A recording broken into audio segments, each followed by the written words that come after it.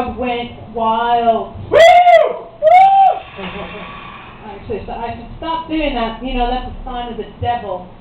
So be careful, okay? You don't want to call Lucifer to your on-stage performance. Yes, my name is Trista Pimptastic. Genova, as in did you know that, or did you know this, did you know Chang. I have some Chinese in me. I got some Chinese-ification. Certification is the technical word for it.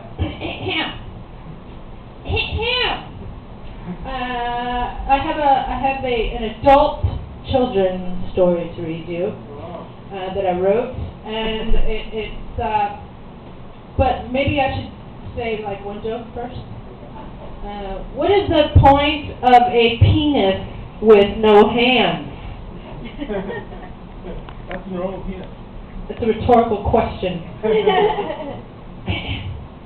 So anyway, this is called The Day the Blue Meanie Forgot to Pay the Electric Bill. Do you know the Blue Meanie? You know the Beatles, right? Everybody knows the Beatles? Yeah. No? Yes, no, yes, no. The Beatles. The Beatles had a cartoon called The Yellow Submarine and a song, you know, and the only thing I really remember from the cartoon was the Blue Meanies, which are really mean characters, and they're big and fat. And anyway, so I was inspired by that, and that my ex used to bring home cats and put them in cages, and yeah, awful. Don't cry though. And the other inspiration was I forgot to pay the electric bill. So, the day the Blue Meanie forgot to pay the electric bill. Everything looked a bit differently in the dark, the Blue Meanie musedly in the dark. Yet it was somehow perfect, at least to him, at that very moment. Perhaps I shall forget to pay the bills more often. Indeed, the flicker of the candles illuminated the shadows wavering on the walls and accentuated the chiaroscuro effect it had on the cat cages. For he, the Blue Meanie, held captive dozens of feline citizens. Or was it just one? Are we all the same to him, they wonder? But it really doesn't matter. He kept them in portable prisons on wheels and forever paid no mind when they meowed and howled and finally squeaked and squealed out their tiny little lungs, their pathetic howls ringing out in and out, down and all about the halls, throughout and out the day, and throughout and out the night. It was a sad, oh so triste, such an ever so melancholy sight. Whose fault is that? Of course, it's not the cat. Certainly not mine, he agreed with himself. In the dark, the Blue Meanie was even more ugly to the cats who feared him there, innocent in their cages, trembling. At the end of the day, they were slaves. If one sneezed, he would sneeze back on the cat, but overmuch. Achoo! Is the world shaking, they'd wonder? Or is it just me, here all one, dying in my cage? Their spirit had neither life nor death left, only strength. You didn't brag for that. In their weakness, they could only moan and whinge to themselves. He treats me like I was nothing but a dog. For every day he would star the frailest and smallest of the lot in a puppet show, and make them wear heavy dog head masks. There he held them for hours, captive to the palm of his hand. He'd use them frequently as an armrest, or to sweep up the dust and grime on the floors. He would use them for timber, or firewood, or, let's say no more. Oh yes, he was cruel. Oh yes, extremely so. In fact, in a word, he was mean. And yet, just like you and me, it is true, over cats and cages he wielded an indisputable amount of power. He says it's the cats who stink, but it's he who needs a shower. He'd start by biting their noses, and knowing if their little feet just to enrage them, they'd carry on with an arm or a leg. And some he would never give them a moment's rest from being slowly nibbled to death.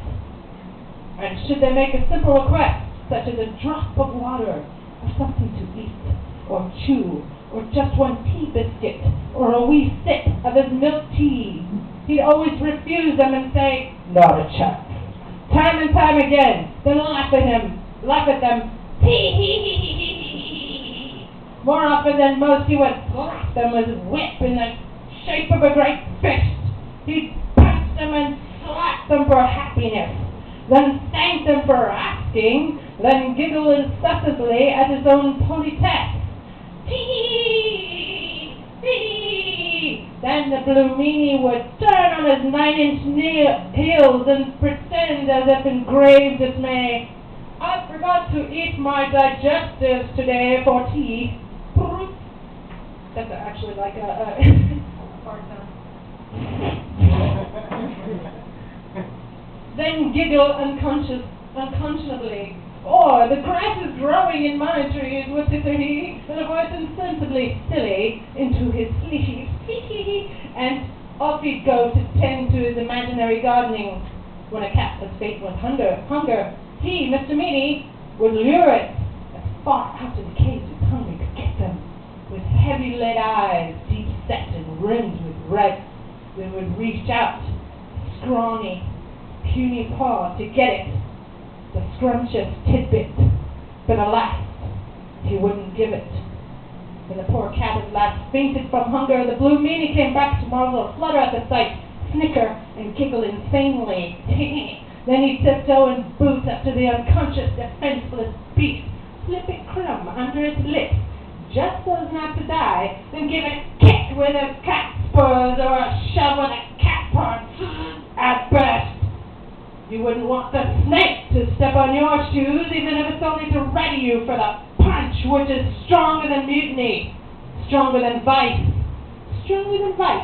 vice and everything nice, as he was fond of saying. That he would perform for all to see, his putrid breath seared your face as he ate you, and since he enjoyed a leisurely smoke from time to time, he had very bad breath and bad teeth.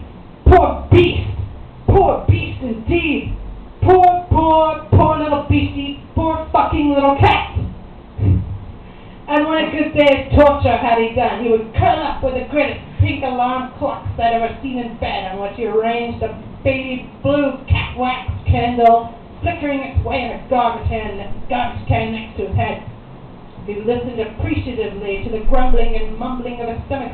He was hungry again, and the howling and meowing of the cats in their little cages on wheels. Oh, why would the blue meanie have an alarm clock in the shape of a little pink cherubim? No, that's such an excellent question to ask. But when he goes to bed, he won't sleep, just to spite himself. He will nag and bite, alarm and jostle himself awake over and over again. So as a consequence, he's never had a proper night's sleep. It keeps him mad. He won't fall asleep for the sheer pleasure and pain of it, the hunger and sleeplessness. For then who would be awake to see all the pain he had created in the world? He covered up all the world inside of him. That's why he kept his angelic alarm clock always next to him, and the bed of nails in which he slept. He thought always, and he was always hungry. He thought a bit differently than most, and always he was amused and quite content with himself and what he thought. His thoughts he kept in a mind that was racing overhead to the kill, like an ancestral predator, raptor-like. He thought the consequences. When a poor cat, in the downpouring rain, it was a wonderful consequence to him.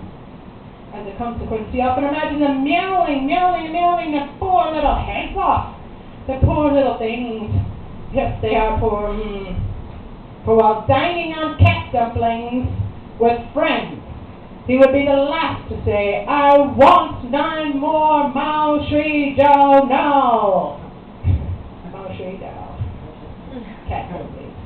He would just grab it and the rest of them without so much as a "may I" or "thank you much" or "please." I'm always next, he'd figure, since there'd never be a day that I die. then feeling a tickling in his throat, he'd unceremoniously cough up fur balls at the table,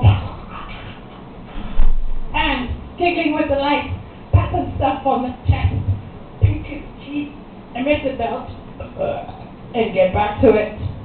For when he set his mind to the fantastic task of mastering the finest points of Fellinian cuisine, he was among the best of them.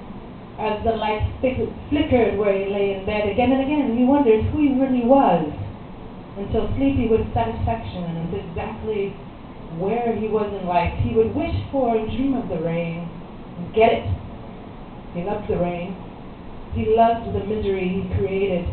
For him, it was a constant source of gleeful, tittering, tittling, hee-hee-hee, ha-ha-ha-ha, kind of mirth-making in which he was accustomed to indulging ever so cheerfully. As the Blue Meanie would say, "You're just like me." Mean, I believe. 谢谢大家。Yeah.